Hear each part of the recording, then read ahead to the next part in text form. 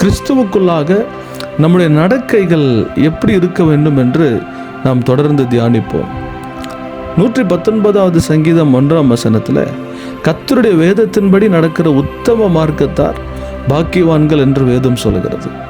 கர்த்தருடைய வேதத்தின்படி நடக்கிற ஒரு மேலான அனுபவம் நம்முடைய வாழ்வில் மேலான ஆசீர்வாதத்தையும் மேலான மகிமையையும் கொண்டு வருகிறதாய் காணப்படுகிறது.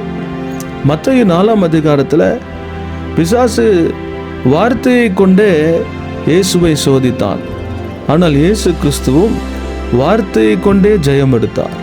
கர்த்தருடைய வார்த்தையின்படி நடக்கும் பொழுது ஆண்டவர் எப்பேற்பட்ட சோதனையிலும் நமக்கு ஜெயத்தை தர அவர் வல்லமை உள்ள ஒரு தேவனா இருக்கிறார்.